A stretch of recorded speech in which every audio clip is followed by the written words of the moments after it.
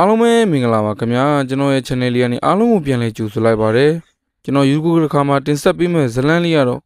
ဆရာအကဆိုရေးသားထားတဲ့တိုက်ပြောင်းတဲ့ညဆိုတဲ့ဇာတ်လမ်းလေးကိုတင်ဆက်ပေးသွားမှာပဲဖြစ်ပါတယ်ခင်ဗျာဒါကြောင့်မို့ဇာတ်လမ်းလေးကိုဆုံးဖြတ်လိုက်ပါနားဆင်အားပေးကြပါဦးခင်ဗျာဒါဆိုကျွန်တော်တို့ဇာတ်လမ်းလေးစလိုက်ကြအောင်တိုးကြော်ကြီးမင်းမပြီးသေးဘူးလားကွာပြီးပါပြီဘာကြီးမိုးရလာပါပြီဗျတိုးကျော်အိမ်အောင်ဖေးကနေပြေးထွက်လာပြီးအိမ်ရှိမှအသင့်ရထားတဲ့လဲဘော်ကိုခုန်တက်လိုက်တယ်။လဲချမ်းကင်းပေါ်နဲ့ချထားတဲ့နှင်းတံကိုကောက်လိုက်တဲ့အခါလဲနှစ်ပိမှာပါလာတဲ့ဘာကြီးမိုးကမင်းကွာတွားကန်ဒီလာကန်ဒီဆိုရင်မင်းကိုပဲစောင့်နေရတယ်။ဘာကြီးမိုးကကြိုကြောင်းတည့်ရတာနဲ့ပြောနေပြန်ပါပြီ။ကျုပ်ကလည်းဘလို့ဖြစ်တယ်မသိဘူးဗျာ။တဏီယာကိုတွားကန်ဒီလာကန်ဒီဆိုရင်တေးပေါက်ချင်းတို့လိုချီးမချင်းတို့နဲ့ကျုပ်စိတ်ကတမျိုးကြီးဖြစ်လာတာဗျ။မင်းစိတ်ကထင်နေလို့ပါကွာ။မြန်တော့အောင်ဟေးကောင်းစံတို့လဲရရွာထိပ်တောင်ရောက်နေတော့မယ်ဒါနဲ့ဘာကြီးမို့စပားတွေရောစစ်ပြီးပြီလားအကုန်စစ်ပြီးပြီကွာမင်းကိုပဲစောင့်နေရတာကဲတော့အောင်ကျိုးကျော်လဲနဗျာကြီးနှစ်ကောင်ကိုငေါက်လိုက်တယ်လူစကားကိုနားလေလာတဲ့နွားကြီးနှစ်ကောင်ကလည်းလဲကိုဆွဲလျက်နဲ့ထွက်လာခဲ့လိုက်တယ်တိုးကျော်တို့ကရွာအလူပွဲအတွက်စပားကြည့်ရင်မျိုးတို့ထွက်လာခဲ့တာဖြစ်တယ်တိုးကျော်တို့နေတဲ့ဂွေးပင်ကောက်ရွာကလေးမှာအင်ဂျီ100ခန့်သာရှိပြီးရွာငယ်လေးတစ်ရွာသာဖြစ်တယ်စစ်တောင်းမြစ်ရေကိုအားပြုပြီးတော့စိုက်ပျိုးရေးလုပ်ငန်းများကိုလုပ်ကာအသက်မွေးရန်ကြောင်းပြုတဲ့လူကများကြတယ်။ယခုချိန်မှာတော့ပွင့်လင်းရာသီကိုရောက်ရှိလာကတီးနှက်များပေါ်ထွက်ချိန်နဲ့တော့အလူရေဆက်လက်နဲ့မကွာတဲ့မြန်မာလူမျိုးတို့ရဲ့ထုံးစံအတိုင်းအလူပွဲများကိုကျင်းပကြလိမ့်ရှိ။အလူပွဲကျင်းပတဲ့အခါတွင်ထမင်းကျွေးလိမ့်ရှိပြီးအလူတွင်3ရက်3လမီးကိုတိတ်ထမင်းကျွေးနိုင်ရန်အတွက်မိမိလယ်မှထွက်တဲ့စပားများတခြားသူရဲ့စပားများကိုကြိုတင်စုဆောင်းထားလိမ့်ရှိပြီးအလူရဲ့နီးတစ်ပတ်ခန့်အလိုတွင်တော့မြို့တို့တက်၍စံဆက်တွင်ကြိတ်ခွဲရသည်မှာထုံးစံဖြစ်လေပြီယခုအခါမှာလည်းအလူတွင်ကျွေးမွေးရန်အတွက်စပားများကိုမြို့သို့လဲနဲ့တိုက်လာကြတာဖြစ်တယ်စပားလဲ3လဲရှိကတိုးကြော်နဲ့ဘာကြီးမှုကတလဲကောင်းဆံမောင်းနှင်လာတဲ့လဲတစ်စင်းနဲ့ဥပေါ်ကြီးမောင်းနှင်လာတဲ့လဲတစ်စင်းစုစုပေါင်းလဲ3စင်းနဲ့ရွာမှထွက်လာကြခြင်းဖြစ်တယ်ဂွေးပင်ကောင်ရွာကလေးမှာမြို့နဲ့အတန်လဝေးတာမလို့နေတစ်ပိုင်းခန့်သွားရမှာဖြစ်တယ်အဲ့လိုတော့မကသေးပဲနဲ့အဲ့ဒီခေတ်ခါကမြို့တွင်စံစက်များတိတ်ပေါ်ပေါ်များများမရှိတာမလို့စပားကြိတ်ခွဲလူများကစံစက်တွင်တန်းစီကြရတယ်ဘာကြီးမိုးကအဲ့ဒီအချက်ကိုသိတာကြောင့်ရွာမှာမိုးတိတ်မချုပ်ခင်ထွက်လာတာဖြစ်တယ်ညအချင်းအေးလူခင်းနေကြပြီးမနေ့မိုးလင်းခန့်ဤတွင်စံစက်တို့ရောက်ကြမယ်ဖြစ်ပြီးနက်နဲ့အစောပိုင်းစံစက်စတင်ဖွင့်နေတဲ့အချိန်နဲ့စပားကိုကြိတ်ပွဲကနေမပူခင်ပြန်လာခဲ့လင်ရွာသူညနေပိုင်းချိန်တွင်ပြန်ရောက်လောက်မီဟုတွက်ဆထားခြင်းဖြစ်တယ်။ရွာပြင်တွင်လဲနှစီးကထနှောင်းရည်လေးတွင်ရက်ကစောင့်နေကြတယ်။တိုးကျော်ကအဲ့ဒီလဲများကိုမြင်တာနဲ့နဗျာကြီးနှကောင်ကိုငေါက်လိုက်ကအရှိန်နဲ့မောင်းနှင်လိုက်တယ်။လဲချမ်းကင်းတွင်ဖြာခင်းထားတဲ့လဲနှပေးတွင်လည်းဖြာချမ်းများကိုထောင်ကာစပားများကိုလဲအပြည့်ထည့်တွင်းတည်ဆောင်လာကြသည်မို့လဲများမှာအနှဲငယ်လီးလန်လာသည်ဟုဆိုနိုင်တယ်။ထနှောင်းရိပ်မဝင်ခင်လေးမှာပဲဥပေါ်ဦးကတိုးကြော်ကိုကြည့်ကမင်းကွာမင်းလဲပြက်ကြံခဲ့လို့ငါတို့ကစောင့်နေတာကွာနောက်ကြမှာပေါ့ကွာတိုးကြော်ကမသားခင်အိမ်နာတက်ရှင်သူလိုရေတောက်ရှင်သူလိုဖြစ်နေလို့ဟေးဘာကြီးမို့အပြောကိုတိုးကြော်ကမိတို့မှမတုတ်ပြန်တော့ပဲမချိသွားလေးပဲဖြေးနေမိအချိန်ကည9နာရီခန့်ရှိတော့မှမို့ပတ်ဝန်းကျင်တစ်ခွင်လုံးကအမောင်တို့လွှမ်းခြုံထားပြီးဥပေါ်ကြီးကဘာကြီးမို့ကိုကြည့်ရင်ဘာကြီးမို့ကျုပ်တို့ဘေးလန်းကသွားကြမလဲတော်လန်းကလမ်းတူတယ်ဆိုပေမဲ့ညာကြီးညတာကြတော့သွားလို့မကောင်းဘူးကွာငါတို့မှအချိန်ကလည်းရှိသေးရဲ့ဆိုတော့ကမိုင်းယူဘက်ကသွားရမယ်ကွာအဲ့ဘက်ကပဲဆင်းမယ်ဘာကြီးမိုးကဥဆောင်သူမို့အားလုံးကဘာကြီးမိုးအကြံစီကိုလက်ခံလိုက်ကြတယ်တော်လန်းတိုင်းသွားလင်းမျိုးတို့3နာရီခန့်လောက်ပဲသွားရတော့လေတောထူထက်ခြင်းကြောင့်အမောင်ကြခြင်းတို့ကြောင့်နွားလဲသွားရတွင်အနောက်ရှက်များရှိနိုင်တာကြောင့်ဘာကြီးမိုးအကြံစီကိုအားလုံးကလက်ခံလိုက်ကြတယ်။ဘာကြီးမိုးကတိုးကြော်လဲပေါ်တို့ပြန်တက်လိုက်ပြီးအရှိဆုံးမှစောက်တင်မောင်းနှင်လာခဲ့တယ်။တိုးကြော်နောက်တွင်တော့ကောင်းဆန်လဲပါလာပြီးဥပေါ်ကြီးလဲမှနောက်ဆုံးမှလိုက်ပါလာခဲ့တယ်။စောင်းကိုຫນွေကူးမလို့ယာဒီဥဒုကပူတယ်လဲမဆိုးသားအေးဒီဟူလဲမဆိုးသားပြီးကောင်းငင်တွင်ကောင်းငင်မှာလဲရှေ့ရဲ့လာချမ်းကလေးကကွေးကွေးလေးတာနေလေရဲ့မိုးကောင်းကင်းတွင်တိမ်မောင်တိမ်လေးများကင်းစင်၍ တိမ်ပပလွတ်လွတ်လေးတွေကသာတပြောက်တလီရှိလာရောင်ကပတ်ဝန်းကျင်ကိုဖျားကြနေလေတော့ရွာပြင်ထွက်တဲ့အခါလုပ်ငန်းသိမ်းထားတဲ့လေယာခင်းများကိုလာရောင်အောက်တွင်မျက်စိတစုံမြင်တွေ့လေရသည်တိုးကျော်ကရွာစီတို့တစ်ချက်လှည့်ကြည့်လိုက်တဲ့အခါမီးရောင်မီးအိမ်ကလေးများကတက်လက်လက်နဲ့ဂွေးပင်ကောက်ရွာကလေးကိုလှမ်းမြင်တွေ့လိုက်ရတယ်တိုးကျော်မှာနွားလဲမောင်းရင်ခက်ပြင်းပြင်းရှိလာတာကြောင့်ဘာကြီးမူကိုစကားဆပြောတော့တယ်ဘာကြီးမူတိုးလန်းကိုကြတော့ရှောင်ပြီးဘာဖြစ်လို့ကပိုင်ချောင်းဘက်ကသွားရတာလဲဗျကပိုင်ချောင်းဆိုတာကလည်းနာမည်ကြီးပဲမဟုတ်လားဟာတိုးလန်းကလမ်းကျန်းနေကွာတိုးကျော်ရတိတ်ရိတ်ဝါရိတ်ကလည်းရှိသေးတယ်ညအမောင်မှာခီးသွားတယ်ဆိုတာလမ်းကအများကြီးစကားပြောတယ်ကွာမတော်လို့နွားတွေကမမြင်မဆန်းနဲ့ဂျိုင်နှင်းမိပြီးခြေကျိုးသွားနိုင်တယ်ဂလိုင်းနဲ့လဲဘင်းကျုံသွားနိုင်တယ်ပြီးတော့မြို့ကိုညတစ်ကောင်လောက်ကြီးရောက်သွားလိမ့်မယ်ကွာဒီအခါဆိုင်တွေလဲပိတ်အိမ်တွေလဲပိတ်ထားတာဆိုတော့ငါတို့တွေစောင့်ရတာမတတ်တာဘူးမဟုတ်လားကပိုင်ချောင်းကသွားရင်ရောဗျာကပိုင်ချောင်းကအခုချိန်ရေမမရှိတာကွာတဲလန်ကြီးကလည်းဖြူးနေတာပဲမဟုတ်လားအခုလာရောင်နေဆိုရင်နွားတွေမြင်းမြင်းထင်းထင်းသွားလို့ရတာပေါ့ကွာပြီးတော့မနေ့3နာရီ4နာရီလောက်ဆိုရင်မြို့ကိုရောက်မယ်လေကွာစံဆက်က6နာရီဖွင့်တာဆိုတော့ငါတို့တွေတိတ်ပြီးမဆောင်ရဘူးပေါ့4နာရီလောက်ဆိုရင်စိုင်နေပါလီလဲဖွင့်ပြီဆိုတော့ငါတို့စားလို့တောက်လို့လဲအဆင်ပြေတယ်မဟုတ်လားဘာကြီးမိုးကတော့တွေးတတ်ပါပြီလေဗျာဒါကြောင့်ရွာမှာအလူရရှိရင်ဘာကြီးမိုးကဂုံစီစဉ်ပေးရတာကိုဗျဟေးတိုးကျော်လမ်းကိုတေးသေးချာချာကြည့်မောင်းစမ်းဒီနားကလမ်းကျင်းပြီးလမ်းလဲကောက်တယ်ကွာတာဘော်ကနေကြတော့မှလှဲမောင်းနေအောင်မယ်ရပါတယ်ဘာကြီးမိုးရဒီလမ်းကကျုပ်မောင်းနေကြလမ်းနေပါဗျအဲ့ဒီခါမှာပဲလှဲဘင်းကလမ်းဘေးရှိဂျိုင်းတစ်ခုတည်းအတွင်းကိုကျသွားလေရောဂျိုင်းမှာတင်းငယ်ဒီမှုလှဲဘင်းမကြုံတော့လဲလှဲမှာဝုန်းနဲ့တုံခါသွားတော့ဒီဘာကြီးမိုးကတိုးကြော်ကောင်းကိုလှမ်းပုတ်ရင်ငါပြောနေရမဟုတ်လားမင်းကတော့တော်တော်ပေါ့တဲ့ကောင်ကွာအရင်ကဒီနေရာမှာဂျိုင်းမရှိပါဘူးဗျဘလို့လုပ်ပြီးရောက်တာလားလည်းမသိပါဘူးတိုးကြော်မှာခေါင်းကုတ်လေးရဲ့လဲကိုဆက်မောင်းနေလာခဲ့တယ်ရွာအထွက်လမ်းမှာထွက်လာပြီးကပိုင်ချောင်းအတွင်းတို့ဆင်းလာလိုက်တာနဲ့မျက်စိတစ်စုံကျဲပြန့်လာတဲ့တဲချောင်းကြီးကိုမြင်တွေ့လိုက်ရတယ်ကပိုင်ချောင်းမှာမိုးရင်းခါတွင်တော့အလွန်ရေစီးတန်ပြီးချောင်းတစ်ခုဖြစ်တော်လေယခုလိုအချိန်မှာတော့မိုးလွန်ကာလများတွင်တဲကုံများသာရှိပြီးတဲချောင်းကြီးဖြစ်တာပြောင်းလဲသွားတယ်ဖြူလော့လော့တဲတောင်ပြင်းကြီးကိုလာရောင်ကထိုးလိုက်သည်မို့ငွေကဘာကြီးလိုပဲဝင်းလက်တောက်ပနေလေတော့တယ်ဒါနဲ့ဘာကြီးမို့ကပိုင်ချောင်းကမြေကျန်းတယ်လို့ပြောကြပေမဲ့ကျုပ်တော့တခါမှတရေတွေဘာတွေမမြင်ဘူးသေးပါဘူးဗျာမမြင်ဘူးလားကောင်းတာပေါ့ကွာဘာလဲမင်းကမြင်ကျင်လို့လားမြင်ကျင်တာတော့ဘယ်ဟုတ်ပါမလဲဗျဒါပေမဲ့ကျုပ်ဆိုတဲ့ကောင်ကကိုယ်တိုင်မြင်ရမှယုံကျင်တာဗျအခုလူတွေပြောနေကြတဲ့အကြောင်းတွေကပါဇက်ပြောတွေပါဗျာရှာယိုးမရှိတိုင်းရှောက်ပြောနေကြတာတွေပါဗျဒီလိုလဲဘယ်ဟုတ်ပါမလဲကွာကပိုင်ချောင်းအကြောင်းကိုဟောရွာနာကကပိုင်ရသားတွေကအတိဆုံးပေါ့ကွာတို့ရွာကဒီလမ်းကိုတိတ်မှမတုံးကြပဲကို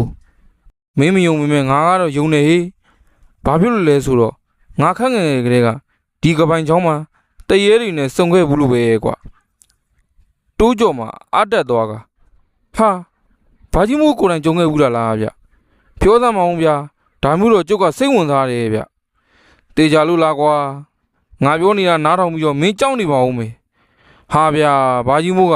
ကျုပ်ကိုထင်သေးတာပဲဗျကျုပ်နာမည်တိုးကြော်ဗျတရေမပြောနဲ့ဘလူးတော့မကြောက်ဘူးဗျာအေးဒါဆိုရင်လည်းပြောပြရတာပေါ့ကွာအဲ့ဒီတုန်းကငါအိမ်အောင်ကြပြီးတမီးကြီးမွေးပြီးခါသားပေါ့ကွာဘာကြီးမို့အတိတ်ဖြစ်ရများစီတို့ပြန်ပြောင်းပြောဆိုနေတော့တယ်မိုးတွင်းကုံဆုံးပြီးစောင်းဥပေါက်လာတဲ့အချိန်တွင်ကပိုင်ချောင်းအတွင်းရေများနှဲပါသွားတဲ့အခါတဲတောင်ကုန်းကြီးများပေါ်ပေါက်လာကကြန့်ရှိနေတဲ့ရေများကလည်းရေအိုင်ငယ်ကလေးများအဖြစ်သို့ပြောင်းလဲသွားကြပြန်တယ်အဲ့ဒီအခါရေအိုင်ငယ်ကလေးများအတွင်တော့မိုးရင်းတွင်လုံးချောင်းတွင်ဝဲလေကျက်စားနေကြတယ်ငါးကြီးငါးငယ်တို့မှာရေအိုင်တွင်တို့ကြန့်ရှိနေခဲ့ရာဘာကြီးမို့မဖြစ်ခင်ကိုမိုးဦးတို့အတွက်တော့ဟင်းစားတစ်ပွဲဖြစ်နေလေတော့ပေါ့ကိုမိုးဦးတယောက်ရလုပ်ငန်းပြီးစီးတဲ့ညနေဆောင်အချိန်တွင်ကိုဝိုင်းပိုက်ကကပိုင်ချောင်းတွင်တို့ဆင်းလာခဲ့တယ်မိုးဦးကြတွင်မွေးဖွားသည်မို့ကိုမိုးဦးကိုမိဘများကမိုးဦးဟုသာအမည်ပေးခဲ့တယ်အဲ့ဒီခါက ကိုမိုးဦးမှာအသက်30ကျော်သာရှိသေးတယ်အိမ်အောင်ကြပြီးဇနီးတဲ့ဖြစ်သူမတင်းတင်းဟာတမီးကြီးကိုမွေးဖွားပေးခဲ့တာလာပိုင်းသာရှိသေးတယ်မတင်းမှာငါးလွန်ကြိုက်သူဖြစ်လေရာကိုမိုးဦးကယနေ့မတင်းတင်းတို့ဟင်းစားရှာပေးရန်ကပိုင်ချောင်းတွင်းသို့ဆင်းလာခဲ့ခြင်းဖြစ်တယ်ဗျိုးကိုမိုးဦးစောက်မအောင်ဗျအနောက်တို့လှည့်ကြည့်လိုက်တဲ့အခါတရွာထဲနေဖိုးမောင်ဖြစ်နေလေဖိုးမောင်မှာအသက်73နှစ်သာရှိသေးတဲ့ကလေးငယ်တူဖြစ်တယ်ဖိုးမောင်ကကိုမိုးဦးနဲ့ဆွေမျိုးမကင်းလဲတော်ဆက်တာကြောင့်ဖိုးမောင်လက်ထဲတွင်တော့နှီးဖြစ်လှုပ်ရထားတဲ့ရက်သေးတစ်ခုကိုကင်ဆောင်လာတယ်ဖိုးမောင်ဘဲကူလဲလိုက်မလို့လားကွာကိုမိုးဦးလက်ထဲကွန်ဝိုင်းကြီးနဲ့ဆိုတော့ကပိုင်ချောင်းမှာငါးချထွက်မယ်မဟုတ်ဘူးလားဗျအေးဘောကွာမင်းလက်ထဲလဲရက်သေးကြီးနဲ့ဆိုတော့မင်းရောအဲ့ဒီကိုသွားမလို့မဟုတ်လားတော့သွားခြင်းနဲ့ကိုမိုးဦးရဒါပေမဲ့နေကလည်းစောင်းနေပြီဆိုနည်းနည်းတော့ကြောက်တယ်ဗျဘာမှကြောက်မနေနဲ့ကွာနေကအခုမှဝင်ကားသားရှိပါသေးတယ်တို့ရွာကိုမိုးမချုပ်ခင်ပြန်ရောက်မှာပါအဲ့လိုနဲ့ကိုမိုးဦးနဲ့ဖိုးမောင်တို့မှကပိုင်ချောင်းအတွင်းတို့အတူတူကဆင်းသက်လာခဲ့ကြကပိုင်ချောင်းကလေးကတဲချောင်းမှုရေကကြည်လင်လာပြီးရေအိမ်ကလေးများမှာငါးပေခန့်ကျဲသည့်အိမ်ကလေးများကစကားပေတရာချီအောင်ကြီးမားတဲ့အိမ်ကြီးများသည့်အစားစားရှိရေအိမ်ကလေးများမှာဖိုးမောင်တို့ကလေးများအဖွဲ့မှဖမ်းယူကြတဲ့ဖြင့်ငါးများမှာကုံတလောက်ရှိနေပြီဖြစ်တယ်ဖိုးမောင်မှာ10ပေခန့်ကျဲတဲ့ရေအိမ်ကလေးကိုပက်ကြည့်နေရင်ငါးကတော့ရှားလာပြီဗျာဒီအိမ်လဲဆိုလေ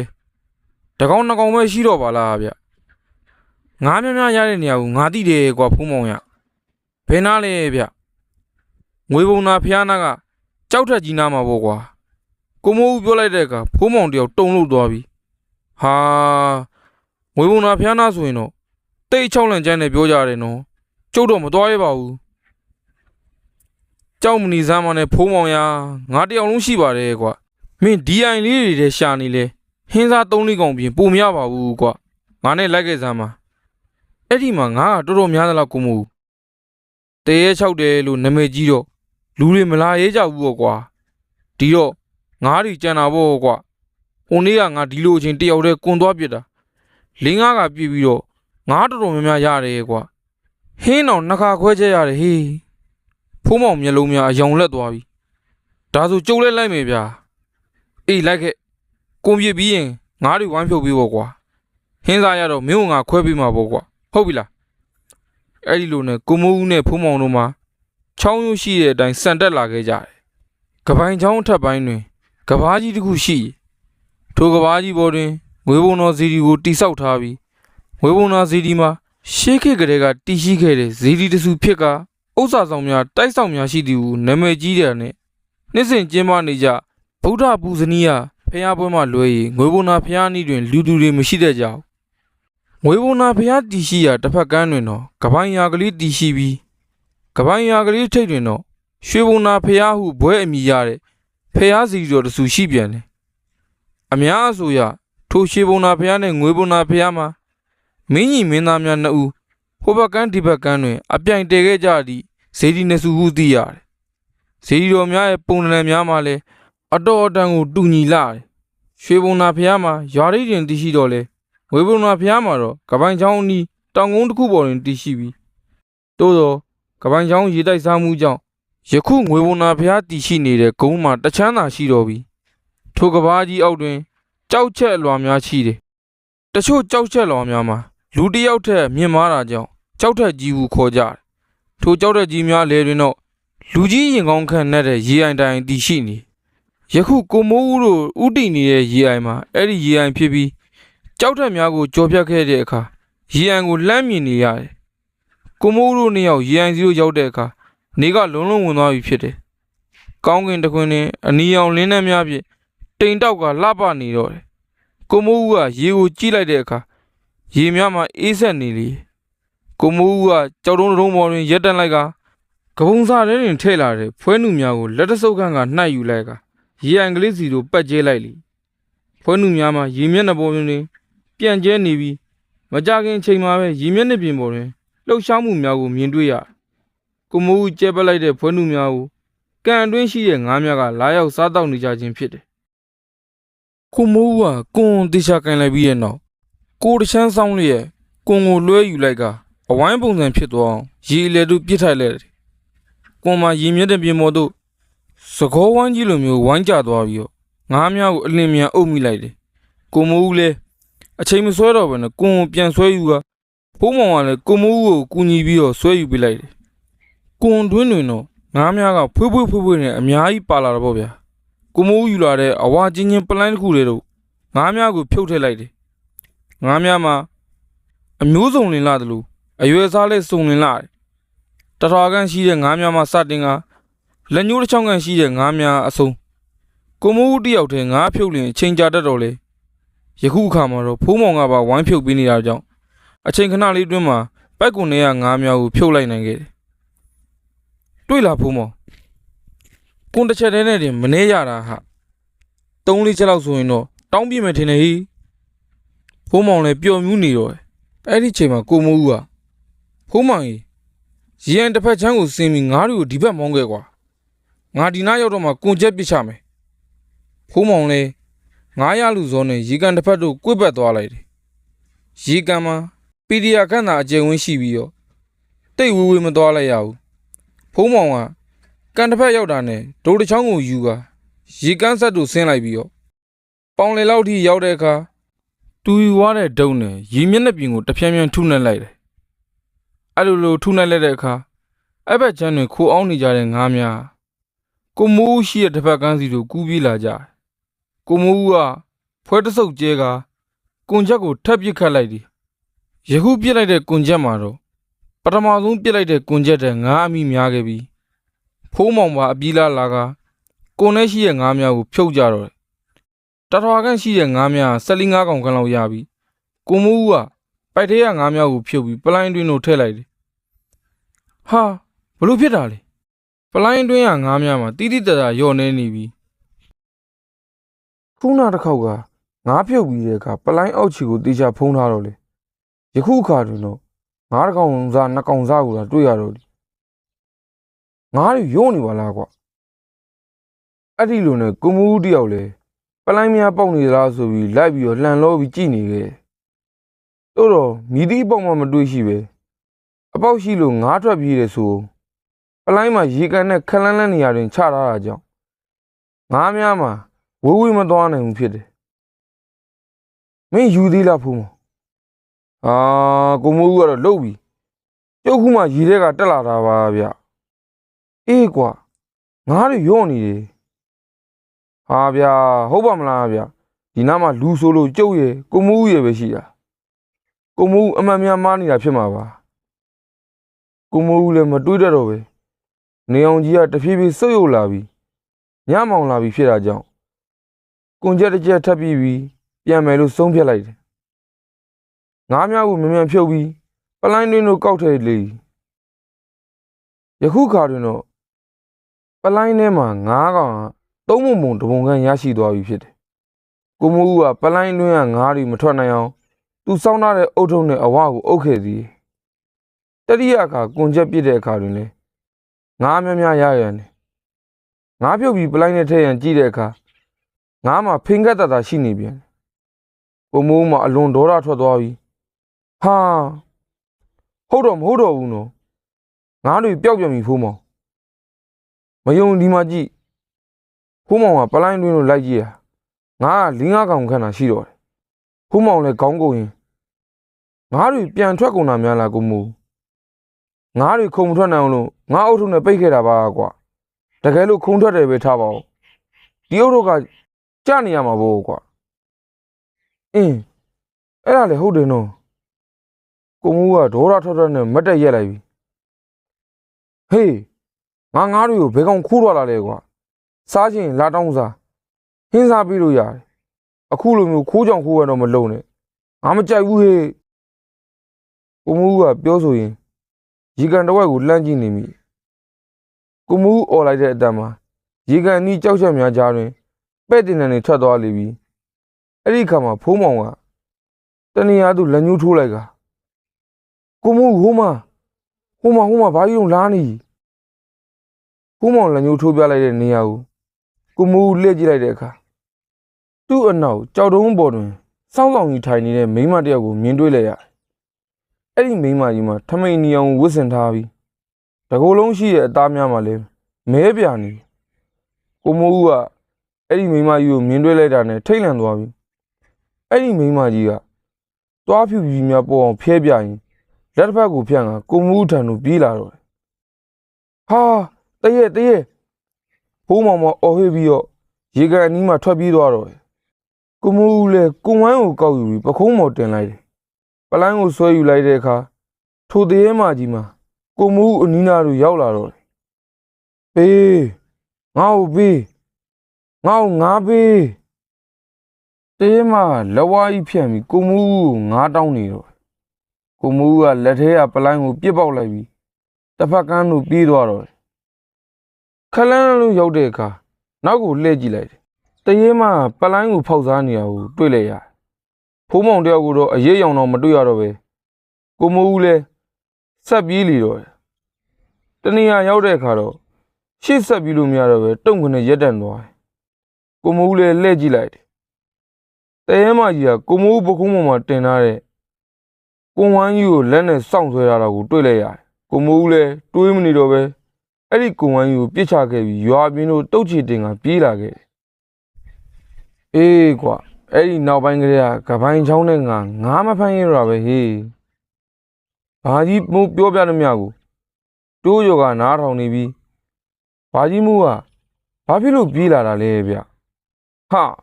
တရင်နဲ့တွေ့တာမပြေးလို့ငါကဘာလို့ရမှာလဲကွာနေရချင်းကလဲလိုက်ချင်ပါတယ်ဗျာကျုပ်တော်သူပြေးမှာမဟုတ်ဘူးဗျကျုံငါ့ကိုလူစားနေတဲ့တဲမဟုတ်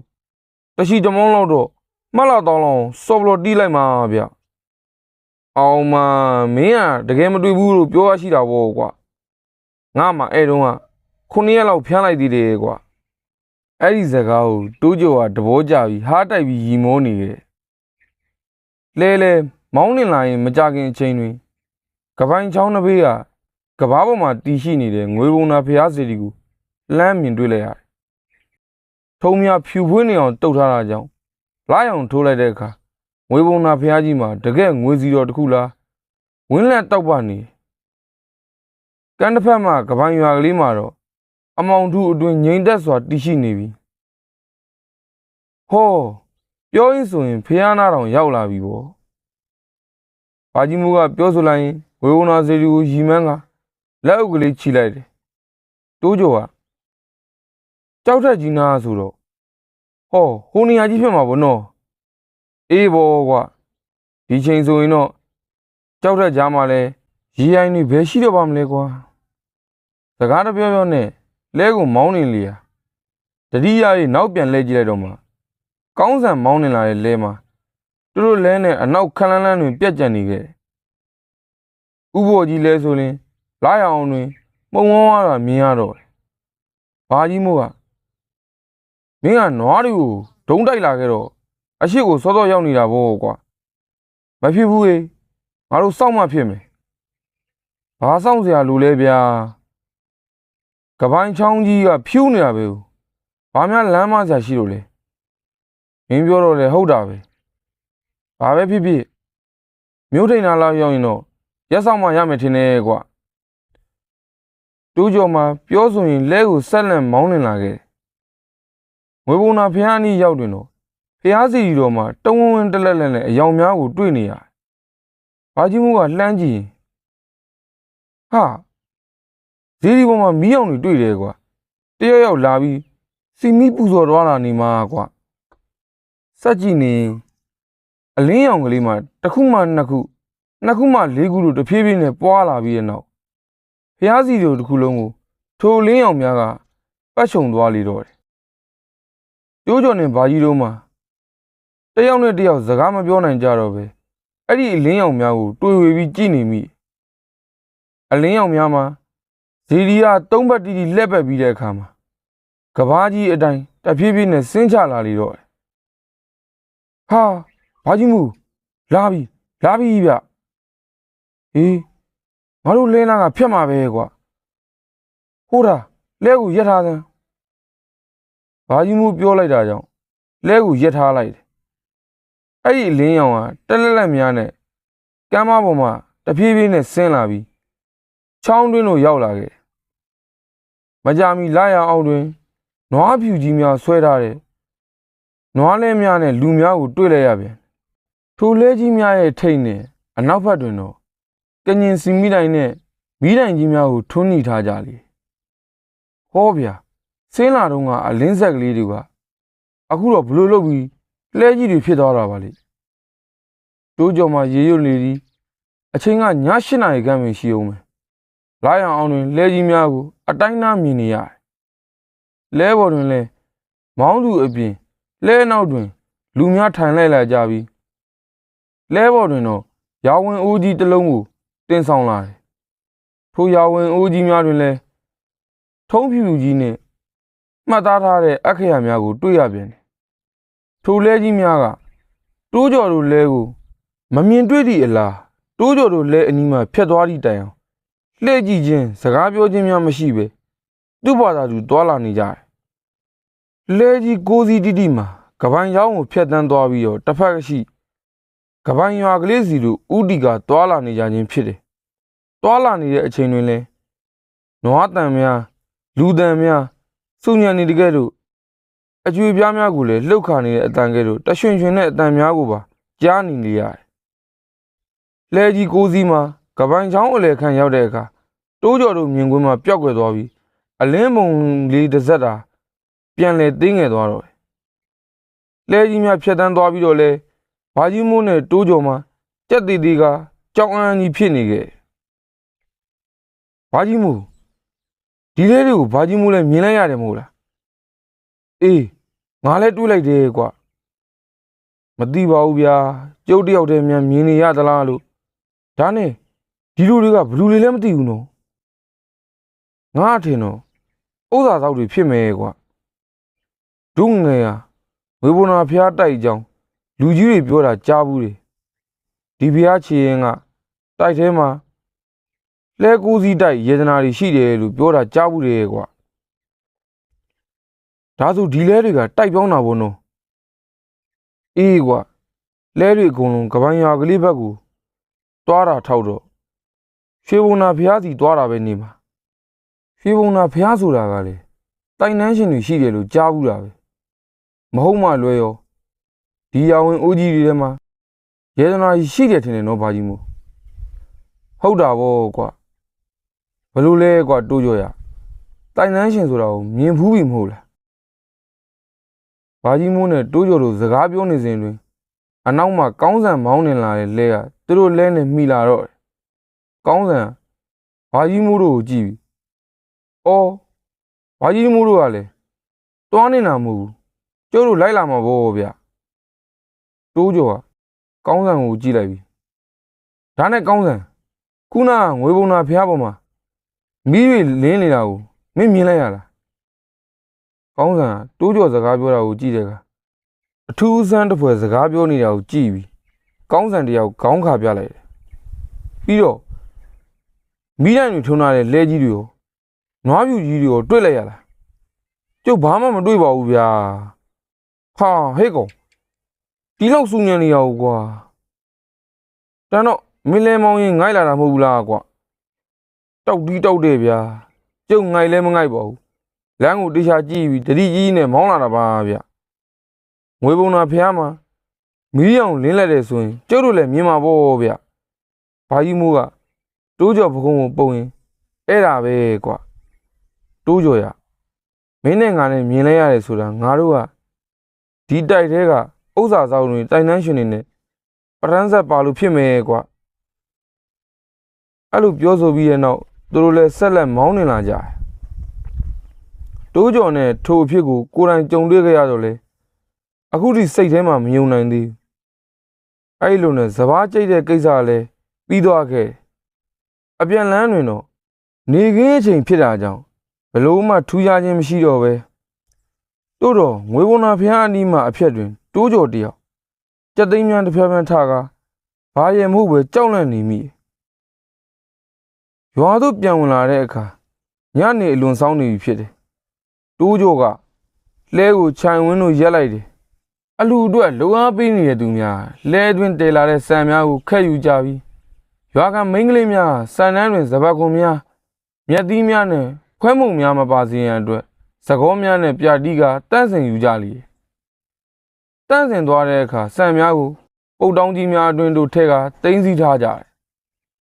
တိုးကျော်မိန်းမမိညိုမှလည်းစံပြတဲ့လူအားအဖွဲ့တွင်ပါဝင်နေတယ်တိုးကျော်မှာခြေလက်စေးကြောပြီးအိမ်ရှိတို့ထွက်လာတဲ့အခါမိညိုဟာတိုးကျော်ကိုစိန်စိန်ကြည့်နေတော့တယ်တိုးကျော်ဟာထူးဆန်းသွားပြီမိညိုငါပြန်လာပြီလေဟာမိညိုကဘာမှမပြောရဲပါကြောကြီးများထောင်အန်ကျိတ်နေပြန်တယ်တိုးကျော်မှာအန်အားတက်နေစဉ်မိညိုကလက်ထဲမှာသကောဝိုင်းပြစ်ချကတိုးကျော်စီသို့ခုံဝင်လိုက်ပြီးတိုးကျော်ကိုနဗန်းဖက်လုံးတော်တယ်ဟဲ့မိညိုနေဘာတွေဖြစ်နေတာလဲနေဘာဖြစ်နေတာလဲစံပြနေရဲ့လူများမှာဝိုင်းဆွဲကြတော့တယ်ထူးဆန်းတာကမိညိုမှာအလွန်အားတန်နေပြီးမိန်းကလေး၄-၅ယောက်ဆွဲရတော့မနိုင်တော့ဘူးတိုးကျော်ကိုလည်းထိုးလိုက်ကြိတ်လိုက်နဲ့နှိမ့်ဆက်နေတော့တယ်တိုးကျော်ကဇနီးမယားမှုမိညိုကိုပြန်လဲမတိုက်ခိုက်ပဲခုခံ၍သာတတနေတော့တယ်ဘာကြီးမိုးတို့ယောက်ျားသားများကမိညိုကိုဝိုင်းဆွဲတော့မှမိညိုမှာတိုးကျော်အားလွတ်လိုက်တော့တယ်တိုးတော့မကျင်တဲ့ဟန်ပြင်မျက်စောင်းကြီးတခဲခဲခဲကတိုးကျော်အားကြည့်နေလေတော့တယ်ဘာကြီးမိုးကမိညိုအားကြည့်မိညိုနေဘာဖြစ်နေရလဲတိုးကျော်နေဘာမကျင်နဲ့လို့လဲမကျင်နဲ့ဘူးဒီကောင်ကလုံးဝမကျင်နဲ့ဘူးမိညိုအတန်မှာပြောင်းသွားပြီကိုယ့်ရဲ့အတန်ကြီးဖြစ်နေတော့တယ်ဘာကြီးမိုးကမိညိုရဲ့အမူအရာကိုအကဲခတ်ကြည့်လိုက်တယ်အတန်ပြောင်းခြင်းညက်သားများညီနေခြင်းအလွန်ကြမ်းတမ်းနေခြင်းတို့ကိုကြည့်လိုက်ကမိညိုတယောက်အပမီနေမှသိလိုက်တယ်တိုးကျော်တယောက်လေမိညိုကထိုးကြိတ်ထားတာကြောင့်မျက်နှာကဖူးရောက်နေပြီဖြစ်တယ်တိုးကျော်ကြီးမိညိုအပမီနေပြီရွှေရင်ကျော်ဆရာကြီးကိုတော့ပင်စံအဲ့လိုနဲ့ရွာရှိတဲ့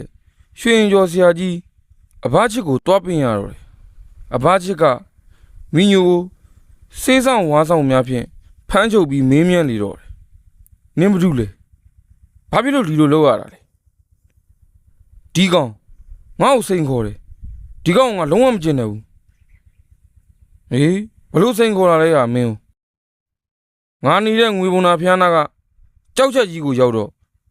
ငါ့ကိုအကြောင်းသိအောင်တပွဲတလန်းလောက်စော်ဘလို့တီးမယ်လို့ပြောတယ်ဘာကြီးမိုးနဲ့တိုးကြောမှာအလွန်အံ့အားသင့်သွားပြီအဖချစ်လဲ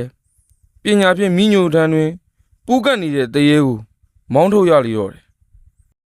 အဲ့ဒီတော့မှတိုးကျော်တယောက်တရေတစီကိုနှစ်ဖူးတွေဒူးတွေကြုံကယုံလဲယုံသွားတော့တယ်အဲ့ဒီအဖြစ်ပြက်ပြီးရဲ့နောက်မိုးရသည်တို့ရောက်ရှိလာခဲ့တယ်အဲ့ဒီနှစ်ကမိုးဦးကောင်းတာကြောင့်မိုးဦးလေဦးကပြင်းထန်လာပြီးကပိုင်းချောင်းကလေးမှလည်းခါတိုင်းနှစ်ထက်မတူပဲအလွန်အားပြင်းစွာစီးဆင်းလာတဲ့ရည်စည်းပြည့်နှံမှုကြောင့်ငွေပုံနာဖျားတည်ရှိတဲ့ကမ်းမကြီးကိုတိုက်စားကထိုကဘာကြီးနဲ့အတူငွေပုံနာဖျားပါကပိုင်းချောင်းအတွင်းတို့ပြုတ်ကျသွားတော့တယ်အဲ့ဒီအဖြစ်ပြက်ကိုဒေသခံရွာသားများကအထူးဆန်းလုပ်ပြီးပြောဆိုနေကြတော့လေဘာကြီးမိုးကတော့ခေါင်းလေးငိမ့်လျက်ဒါကြောင့်ကိုကွာတိုးကြော်ရဒီမိုးဦးမှာဒီလိုဖြစ်မယ်ဆိုတာကိုတိုင်နှန်းရှင်တွေကသိလို့သူတို့တိုက်ကိုပြောင်းသွားခဲ့တာဟုတ်ကွာငွေပုံနာဖျားအောက်တွင်လှဲကူးစီးတိုက်ရေဒနာများရှိသည်ဟုဗဇက်သတင်းကြောင့်ကပိုင်ချောင်းကလေးရေကျသွားတဲ့အချိန်တွင်ရွာသူရွာသားများကတွားရောက်ရှာဖွေကြတော့လေအုတ်ကျိုးအုတ်ပြက်များမှလွေအခြားတန်ဖိုးရှိတဲ့အရာတစ်ခုမှမတွေ့ရဘူးဖြစ်နိုင်ဒီကတော့တိုက်ပြောင်းစဉ်ကလေးကတိုက်နှန်းရှင်များမှာဖျားဌာပနာများပါမကြမ်းအကုန်စင်အောင်ပြောင်းရွှေ့ယူဆောင်သွားတာကြောင့်ဖြစ်နိုင်ပါတယ်ယခုအခါကပိုင်ချောင်းကလေးမှာ12လရာသီပတ်လုံးရေမစင်းတော့ပဲတဲချောင်းအဖြစ်ကတည်ရှိတော့တယ်နောက်လူများကပိုင်ချောင်းကိုမသိတော့ပဲချောင်းတနေရာတွင်တော့လူတရက်ခန့်ရှိတဲ့ကြောက်ချက်ကြီးများရှိနေသည်ထိုအနီးတွင်အရင်ကငွေပုံနာဖျားတည်ရှိခဲ့ဘူးတဲ့ကုန်းကအပိုင်းစာကလေးတစ်ခုရှိကခြုံွယ်ပိတ်ဟောင်းများဖုံးအုပ်ထားပြီးတောပြည့်ထူထပ်နေတော့ပါဇလန်းလေးကတော့ပြီးဆုံးသွားပါပြီခင်ဗျာဇလန်းလေးကိုအဆုံးထိနားဆင်အားပေးခဲ့ကြတဲ့တယောက်ချင်းတီတောင်အထူးပဲကျေးဇူးတင်ရှိပါတယ်ခင်ဗျာကျွန်တော်ရဲ့ channel လေးမှာဒီလိုဇလန်းပေါင်းများစွာကိုနေ့စဉ်တင်ဆက်ပေးသွားမှာဖြစ်လို့ channel လေးကို like and subscribe လေးနှိပ်ပြီးအားပေးခဲ့လို့ရပါတယ်ခင်ဗျာကျွန်တော်တို့နောက်ဗီဒီယိုမှာပြန်လည်ဆုံတွေ့ကြပါမယ်